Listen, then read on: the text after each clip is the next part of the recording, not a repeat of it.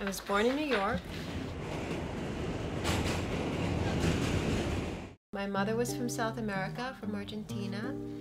She left her country when she was 19. She moved to New York to pursue her dreams. She was a musician. She played classical piano. And she met my dad, who was African American, and he was in the music industry, a composer. He wrote a lot of music for like Tom Jones and people from the 60s. They got married in 1969. They then had me. Growing up in New York was difficult, being biracial. I think I was the only mixed kid in my school. I remember going into school and kids would ask me, "What are you? Are you adopted? Is that your mother?" It was hard to be stared at all the time as a kid. When you do your self-portraits, how do you do it? With two mirrors. I use a back mirror to correct myself and a front mirror. Everything that you're talking about, you show on your paintings. First, how ironic that people would stare at you, and now you do the opposite. Right. I stare at other people. Right. Being an only child, I really learned to entertain myself. So I was always observing people and sketching people. I was with old people a lot. I would just observe them. I'd see him every morning on my way to the park with my mom. And he would sit in this chair and he'd always be reading the paper and he'd always say, "Hi, boobie." Everybody thought he couldn't walk, but he would get out of the chair, because I would see him in the park, out of the chair, working out, doing like leg lifts, and he was a really strong guy. He would work out all the time. And then one day he just wasn't there anymore. They took him to a nursing home. He fell ill, and I never saw him again, so I never got to show him this painting I did of him. My mother was an artist too. She would draw, and she had a very light hand, and it was just very encouraged in my home, you know, seeing people as they were in their natural element.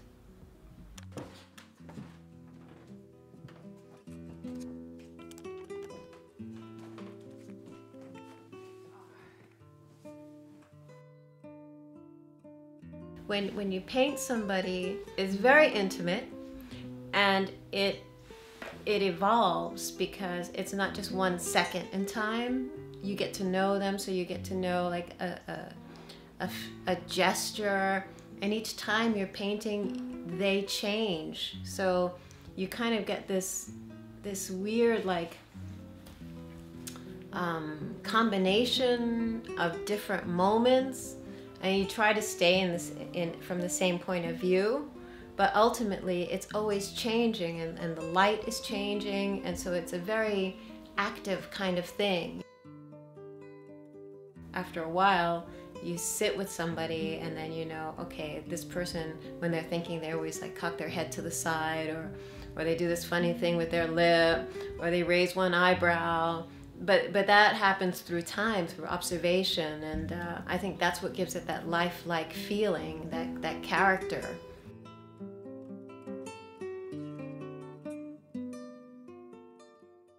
I did a series of people as coins.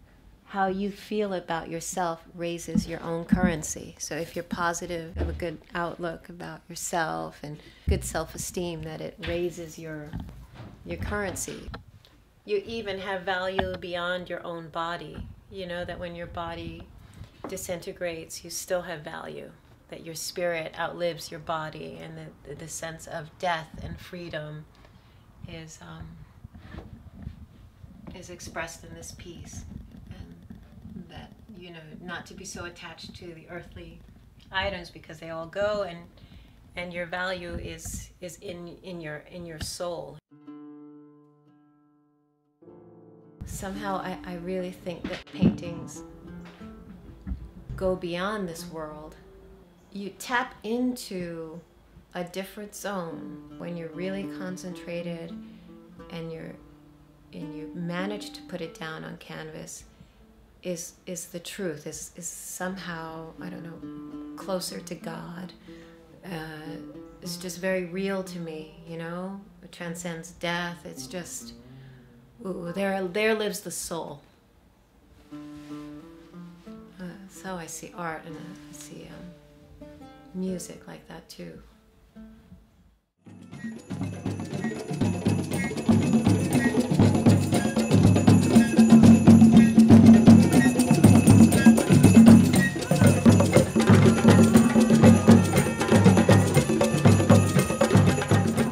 I was walking here, and there's something about the architecture that I really enjoy.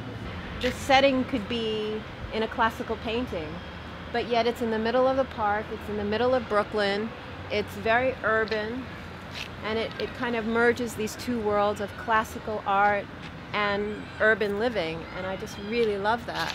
The lake is very interesting. It's another spot where a lot of people come and they drum and they get together. I love this place. It's very cool. And I learned that when they begin their drumming, they have a priestess that goes around and blesses the entire circle.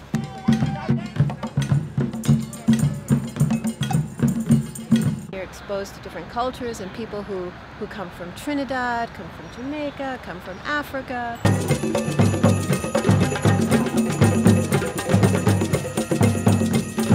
For me, it's a setting that I can unleash my imagination.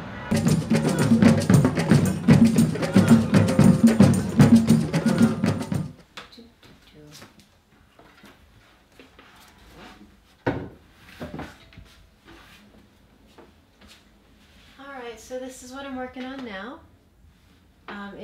It's part of the park series that takes place in Drummers Grove in the circle. So I'm trying to decide how to best finish it. The whole thing, because for me, it's like I do the painting, I'm so involved in the painting, and I really kind of, when I'm done with it, I put it aside. I don't really like sit there and look at it again. For me, it's really that whole process of being with the model and being in the work. That's really what's so gratifying to me. This is my mom. I'm working on her and her hands playing the drum. I have to learn to like take care of the paintings after when I put them on the side, because I'm really done. I'm like, okay, next. I'm like always, what's new? Who am I doing now? Like in that moment. My mom used to choose all my frames because again, I just did the work and then I'm done with it. And my mother would just be like, oh my gosh, she would go and she'd get them all framed, and I'd turn around, I was like, where's that piece? And she'd come back like a week later and everything was framed. She was really supportive, really, really sweet. These are her glasses. These are her ashes. Oh, wow.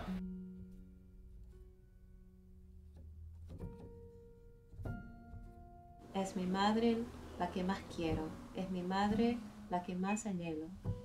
Deseo tenerla, no perderla. Temo a los abismos que separan las almas, aunque sé que soy alma de ella, y mi cuerpo su sangre. Mis pensamientos no cambian. Hoy cielo, hoy tierra.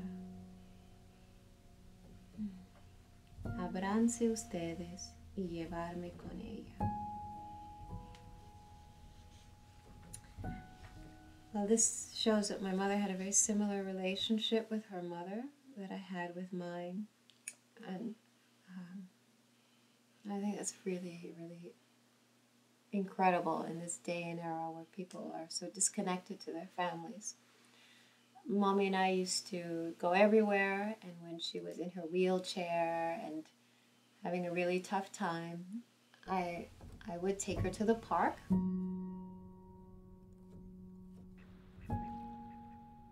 I would wheel her up in her wheelchair and just sit here and look at the lake. So peaceful.